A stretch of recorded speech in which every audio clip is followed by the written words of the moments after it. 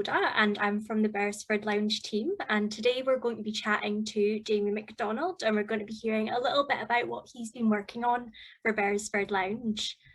So Jamie, can you tell me a little bit about yourself and what it is you're doing for us? Yeah, hello everyone, welcome. Hi, how you doing, Claudia? So I am, I've been in the bar industry for 24 years, I think now, I can't remember. We've gone through lockdown, quite incredible. We're still kind of in lockdown, and here we are, two wonderful, well, I have to say that, don't I? Wonderful clients, Matt and Daniel, came to me, and they've purchased this wonderful, kind of beautiful landmark bar within a landmark building in Glasgow, and the Beresford Lounge. And we then eventually now started working on the drink side of things, working with them quite closely in their consultancy, helping and advising them as well, because this is quite a new project for them. And fingers crossed, it's going to open and launch in May. And two parts of it, well, it's a three-part, there's three fronts to the business, but the first two parts being the cafe bar, and then being the cocktail bar lounge slash restaurant dining behind the actual cafe bar. So we've been working on, we took it in stages, started working on the cafe bar first, how we've built that up, building up their sort of spirit side of it, the cocktail menus, which will lead on to training, and advising them and helping them and supporting them with all the kind of brand sponsorship, the connections, the networks that are required. And it really takes that away from them as well. This is quite a huge undertaking. It's a really big project. It's quite exciting as well. Bringing it back to that kind of modern Art Deco style, the little hint to sort of the glam of the golden age in the past years, but really bringing a kind of modern influence into it as well. So yeah, quite very exciting. Lots of different factors going in there. Lots of different suppliers, different talks going on, different discussions on at different angles. So yeah, we're here to try and fulfill Matt and Daniel's dream and their vision, and really bring forward something that, in my mind, ignites the building, enthuses the community around about it as well, and the kind of area and the demographic that you have posted there, and really bring that heritage back into Beresford Lounge as they launch and open this concept within this landmark building. So sort of thinking about that, and obviously the different elements that you've been contributing to, you talked about the cafe, and recently you've been creating the menu for the cafe. Could you tell us a little bit more about that? So yeah, so I think initially, I think they were thinking maybe they would, bring the whole business into being a bar and restaurant. They decided on a cafe. And it's got a really cool frontage, it's got a really nice open frontage to it. And there's a lot of footfall, obviously, maybe not quite now, but, as lockdown ends, and we come back to some sort of normality. And so the idea was that they bring forward this kind of modernized cafe element. It's a very nice and open way of inviting people into the building. It's got a very open kind of policy. They want to do sort of sitting and takeaway as well. They want just an all-day kind of brunch menu. You can come in, whether you want to come in for like morning rolls or baps or bacon rolls, you want to come in for some smoothies. And we've worked with our nutritionist to help sort of create and develop some really cool and very nutritional kind of smoothie drinks and fresh juice drinks. And you want to kind of broaden that out. You don't want, less is more in essence. So you're really looking at a cafe that delivers kind of coffee, it delivers tea, it delivers kind of modern craft and local drinking as well, the likes of rapscallion soda. If you think about brands like Karma Cola, Karma Lemonades, Fever Trees, as an alternative to the likes of your Britvicks and your Schweppes, etc. And really kind of focus on what consumers might want trend focus, but also not being, too stuffy with it. You've got to be a little bit fun and informal. It's Glasgow as well. The boys might like to think about bringing in kind of iron brew, you know, your general kind of sodas and so on. But it's also really about, you know, for them, I think there's an importance there about promoting local and supporting local as well. And that doesn't just go through the kind of food styles of the menu, but it's also into the sort of spirits approach as well, and the people that they want to work with within Glasgow. So all day kind of drinking and dining. It's about 56 covers, I think, with a little kind of outside terrace with an upper platform, which is very interesting because I believe that's where John F. Kennedy did his inaugural speech when he came to Glasgow to thank the Glasgow public. So there's lots of interesting little nuances within that. And then what you want to deliver is something that benefits all. You know, a nice informal menu, something that is inviting to everyone. You know, look at very healthy options, not just kind of making it your, you know, there's loads of brilliant sort of cafes around there, which we call like greasy spoons. You know, there's King's Cafe. You can get, you know, amazing like full cooked breakfasts and of that nature. Brilliant, you know. So you want to bring something that's a little bit different to that area too. Being on the peripherals of the West End, you've got the Glasgow School of Art right behind you, Garnet Hill, Beresford Hotels, Blythewood Hotels not far from the Beresford Lounge. So it's a brilliant little part of the city centre and that kind of extension that runs off the West End. And within the actual drink side of it, you know, we talked about less is more.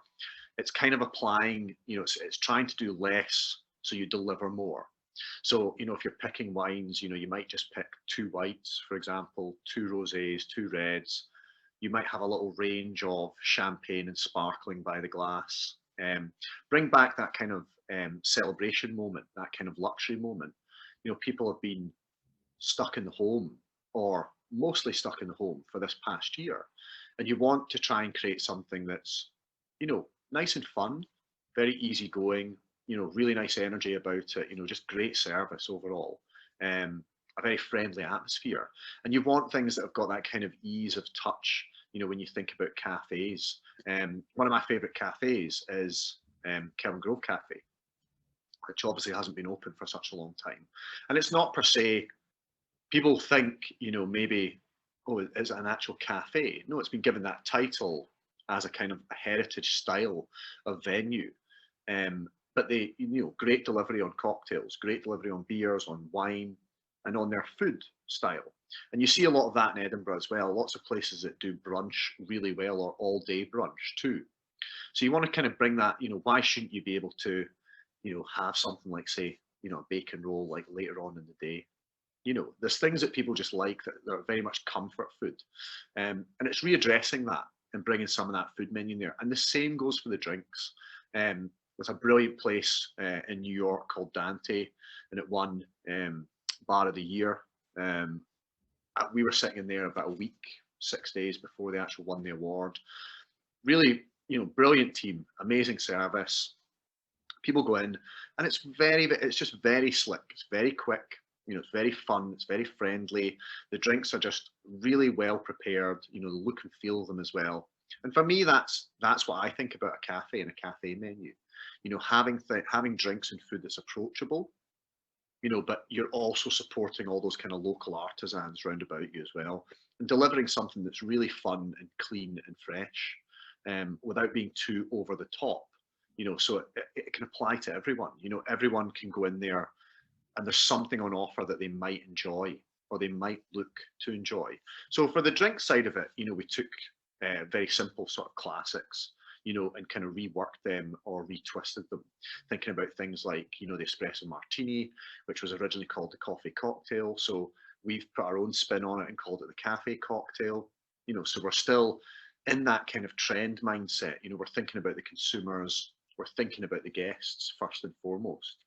A Bloody Mary, for example, you know, or a Virgin Mary. And then you can adapt it, you know, so there's an element where the guest can have a little bit of their own sort of playability, or, you know, they can get involved in the drink in a little way by having these little adaptations and tweaks. But you want to keep it nice and simple and clean as well, because there's a lot going on within that area with takeout service, with sit-in dining, you know, food coming and going, coffee machines will be going all day. You know, you're going to have wonderful smells, people coming in and out of the building constant, well, we hope constant. And you just need to adapt that service to make sure that it all works in harmony and balance. So there's about 6 kind of cocktails with a range of kind of more localized beers, artisanal wines. There'll be some marks in there as well, you know, the likes of your Vouv, or you know, you might be able to get a glass of Krug or something. And we're still defining these lists, but we've kind of set the cafe menu first and foremost, because that's probably what's going to open first in the eyes of the owners, Matt and Daniel. And then you proceed on to, or you know, even if you actually enter the building, the procession will be that you move through the cafe into the kind of cocktail lounge. Perfect. That all sounds really good. And, you know, just hearing about these different drinks and things, it sort of brings my mind on to the next thing. And I suppose that's, you know, the cocktail bar. Can you give us any hints on what to expect for the menu there? Yeah, we've been working through it quite. I think you forget how big these kind of projects are. Even in a scale, if you were working on a project like Tiger Lily years ago, you know, a huge mammoth project, multi-million pound project, hotel rooms, nightclub.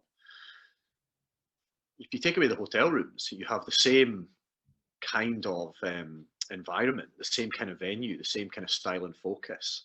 And the boys really wanted to bring about this kind of modern Art Deco. They wanted to really fit in with the heritage of the building, this landmark, this iconic building, and what that represents to Glasgow. And I think that's, in my eyes, that's such a positive, you know, where they're leading with that. And if you think about kind of Art Deco and glam, and you think about some of the greatest bars in the world, you know, the likes of your Savoy, you know, you think about the Beaufort bar in the Savoy, the American bar, you think about the Ritz, you think about some of the other bars that have, you know, crossed the seas over in Asia Pacific that are quite incredible as well, the Manhattan concept. So, you know, this is maybe not as I'm being polite here, maybe it's not as glitzy or glam, if that's the way, but it's not negative. They are creating something that's a little bit more informal, that really has their ideals and their vision and what they enjoy as well. You know, 2 people that, you know, from myself getting to know them more, you know, really involved with music, really involved with arts and the creative world, you know, very enterprising businessmen. And working with the architects, delivering this very beautiful kind of CGI rendered Art Deco lounge, you know, that's keeping in touch with the sort of modern aspect, but open to all. You know, they don't want to see a certain kind of person come through the door. They want to see all kinds of consumers and guests come through the door to enjoy it and to enjoy what's going to be there. When you look at the venue, you can see immediately it's got that kind of style and theatre for cocktails. You know, the Art Deco world or the modern world, the Gilded Age, was very much about, you know, drinking and what was standing out in those times. And I think you have to balance it between what are the drinking trends right now versus what is that older style of drinking. You know, we could specifically put in something that's just a mirrored image of, or a modern version of, what we would believe the Gilded Age to be, but we'd also like it to have some fun twists, some informality. People are going to want, you know, one of the things that you've been looking at quite closely is people are going to come out from, you know, hibernation and hiding, out of lockdown. They want things that they're going to enjoy. You know, things shouldn't be too serious. You know, things should be quite fun for people as well.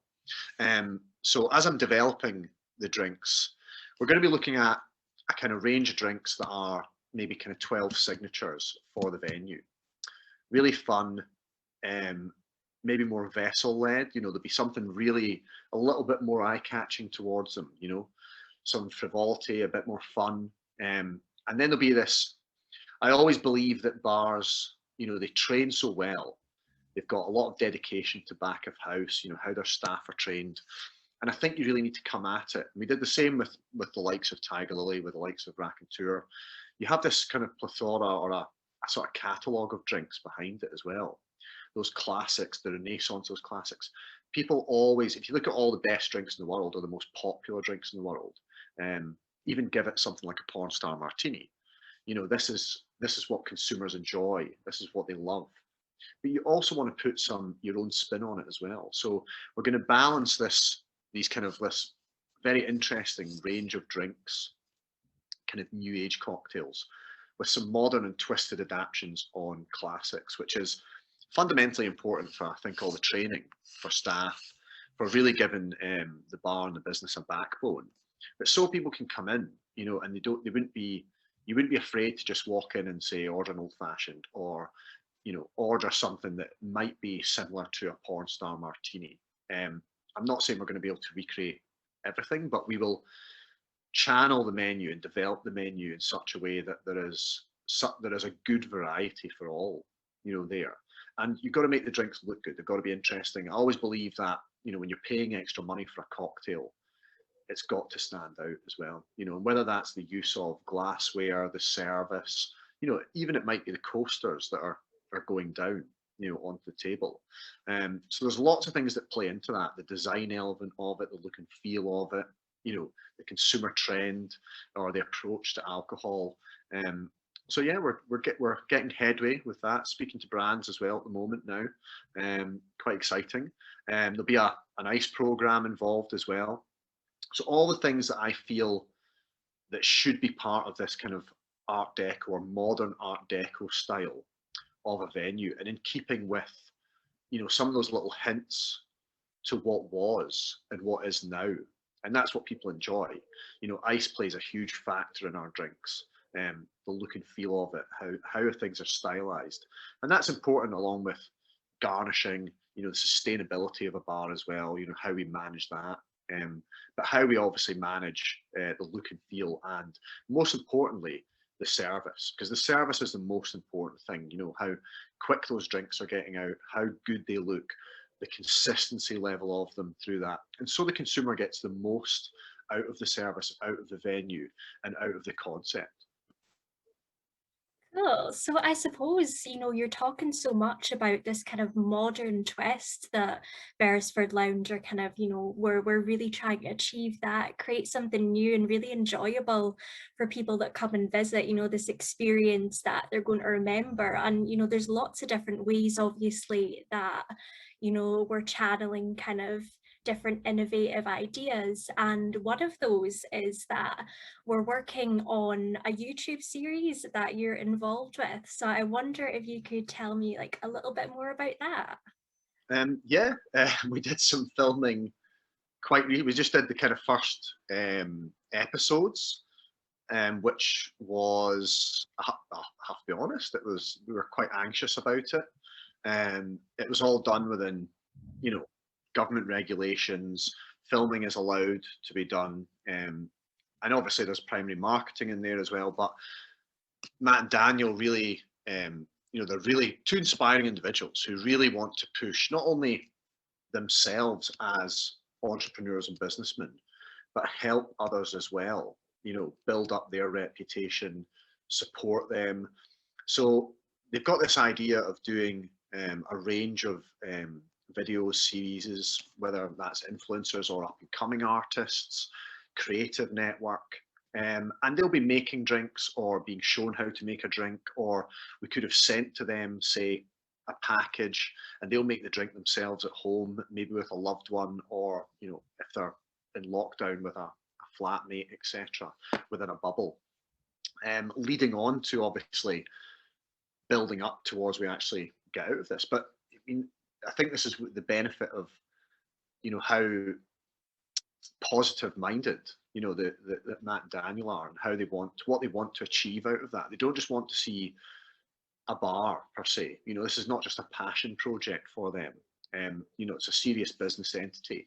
But along with that, you know, there's all these other sort of layers within the business that they really want to push forward, which is really positive. You know, we spent 5 months working with Hospital Live, developing and creating their online platform, and hoping that we were helping people while they were struggling in lockdown, in the first lockdown.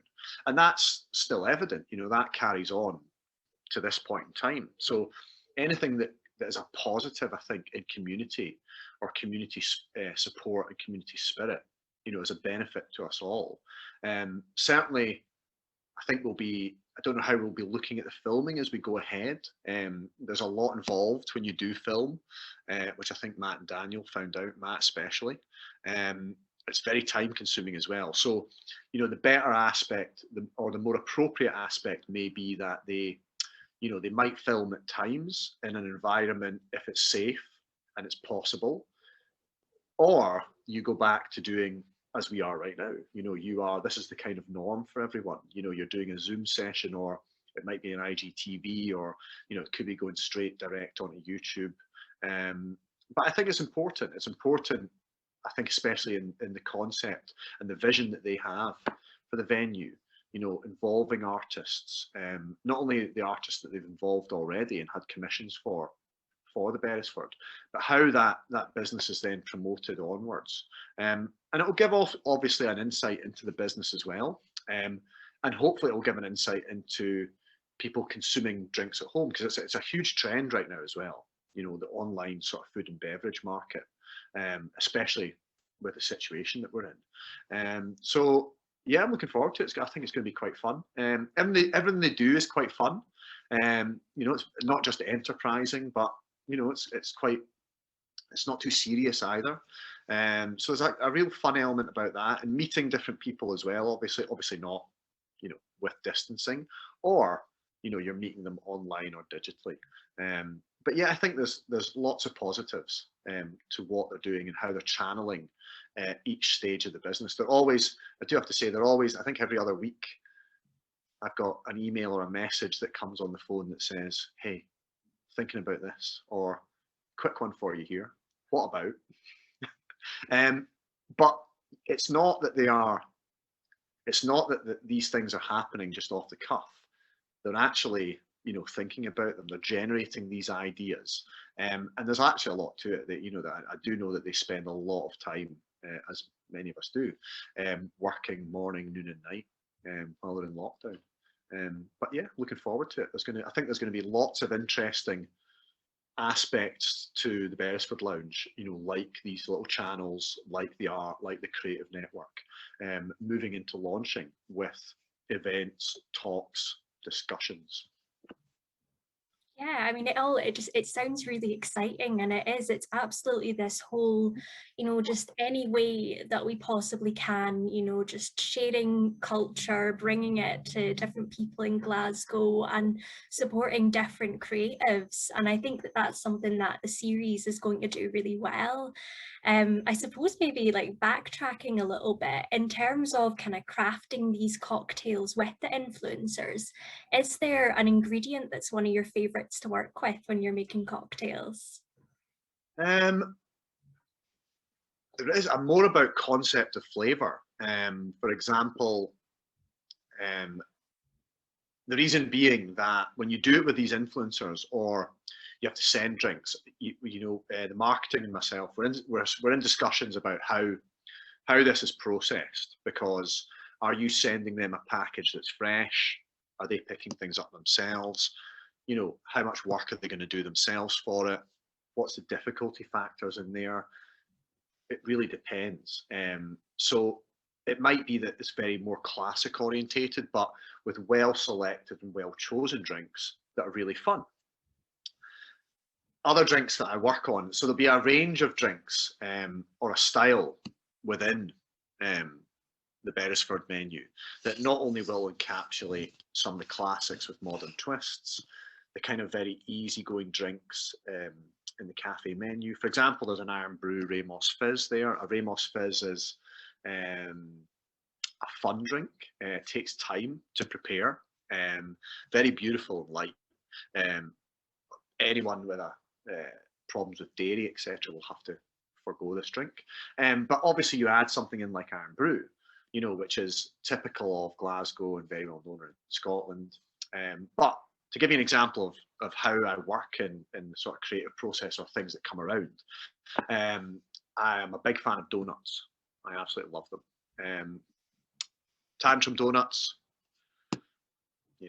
just they're there. They're at my heart. I think I've eaten far too many Tantrum donuts, to be honest. And they did a donut called tonka bean and orange oil, and I thought it was amazing. Tonka bean is this wonderfully aromatic kind of bean. It kind of looks like a cocoa bean as well. Really interesting in baking and as a flavour. Really works well with orange and the kind of oils and that kind of sugary aspect, kind of like if you think about ice and sugar. And I developed this drink a long time ago with a concept bar that I had, and I started working on it. Now, how do I get to those? How do I take those flavors and then get a drink out of it? And sometimes you look at components, you don't look at them in maybe the correct order. So there was things like Fever Tree had just produced a spiced orange soda, and it was amazing. And first of all, I kind of knew that the drink would be a highball, so it'd be a long drink, effervescent, and I knew that I was going to use this spiced orange because it was going to work so well with the tonka bean. And then how do I actually process it? So I cooked everything down: skins of orange, the orange juice, sugar, tonka bean, and we sous vide that. Then filter it out. Add in some blend in some olive oil as well. So you get that kind of slickness coming through it. And there's a little bit of oil. There's oil that's coming off from the oranges too. And then filter it out. And then you have to try and build in some of the flavor components. So where do you get that kind of doughy flavor from? So I always knew there's a lot of people that go on about, I love working with blends. I blend rums. So I wanted to try and start blending flavors, and I love blending things like whiskey and rums together. And there's a real interesting balance on them all. What rums you use, or what whiskies do you use? So I used a bourbon, I used a rum, I used a very, very minute amount of Scotch whiskey as well. And the two parts of the rum and the bourbon brings in that kind of like doughy element. So there's that real sweet vanilla bready kind of doughy element that comes through that you think about a donut. And the rum really enhanced the kind of sweet side to it with the orange notes. And I was using, at the time, Appleton's rum. And the bourbons that I was using was either like a high rye variation bourbon, like a Wild Turkey, or something like a Buffalo Trace bourbon. And then you filter it all out, you pre-batch it, and then you can serve it. You just measure it out, and then you pour in your spiced orange. And I sent it back to Tantrum Donuts so that they could try it as well. And they were amazed. They were just like, "This is literally just like the donut." I was like, "Yeah." And if I could have had if I could garnish it, I would have had like a miniature kind of tonka bean and orange donut that could go with it. But sadly, the Glasgow public somehow did not enjoy this donut, which I'm quite saddened by. Maybe it was just a little bit too out there on an ingredient style. Tonka bean and orange oils. What's that? I'm not going to eat that. And it was a shame because the donut's amazing. But it's great to make these kind of drinks. How do you come up with some of these styles of drinks? Bartenders are very innovative. There's a lot going on in their kind of daily sort of lives, cooking, aroma, colors, it could be anything. It could be that you take a walk down, so where creativity comes from is everywhere. There's not one thing that I can put a spin on that's just that particular thing. It just happens and you kind of get a wee eureka moment sometimes. You're like, wow, I'd really like to make that. Some drinks might take a long time. You start off with ideas that you're like, okay, I'll have this finished by this time, but you might not, And it's the same for the kind of cocktail menu within the Beresford Lounge. I'm working on two different kind of angles right now. And do I take that pathway or do I take that pathway? And that's good. There's nothing wrong with that. You're just questioning the ideals and what's best for the business and best for the consumers as well at the same time. So yeah, there's lots of different little things creatively. Some of those drinks could go out to some of the stars, the influencers, some of the people that will be coming on the channel. I think it really just depends. Also depends. We did a drink, one of the drinks we did recently, which I thought might be quite of a hit, was a Rum Negroni, a twist on a Rum Negroni. Now, a very popular drink in society right now, but you're either someone who loves drinking bitter, so bitter sweet flavored drinks, or you don't. You know, it's like Brussels sprouts. You love them or you hate them, you know? And I love Brussels sprouts. You know, I'm one of these quirky people that likes, you know, most foodstuffs. I just like food. I like flavor. I like food. I like to eat things. I like to try things. So, you know, I'm a very, you know, everything's quite easy with me. But you do then have to remember, you know, and the guests, you know, they weren't particular to it. They liked the rum, you know, but when they were drinking the actual drink, they're like, oh, this is so bitter, you know. So you've really got to try. It's like being in a bar as well. When a customer comes in, you know, they want something to match. You know, oh, I'm looking for a drink, or I don't know what I want, and you want to try and match something to what they hopefully want to enjoy, or what they might choose. And I think that's got to be the same way that you look at some of the guests that are going to come on as well. You know, what's their kind of lifestyle? What do they like?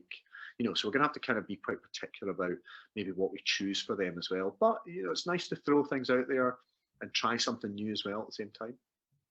Definitely. And I mean, hearing you talk about all that, it's really clear to me, you know, that bartending isn't just a case of using, you know, ingredients on a list. It's this whole creative process. It's definitely an art in itself. And so that's one of the reasons why it's really exciting to kind of have you on board with all this. Because obviously that's what all you're doing. So, I mean, thank you so much for taking the time today to give us a little bit of an insight into what you've been up to. I hope everybody that's watching has enjoyed finding out about all that as much as I have. And of course, if you want to find out more about Jamie, then you're over on Instagram at Rum Royalty. And if you want to kind of keep up with everything that's happening with Beresford Lounge, then be sure to follow us on all our social media platforms. Thank you. Thank you. Thanks very much. Bye, guys.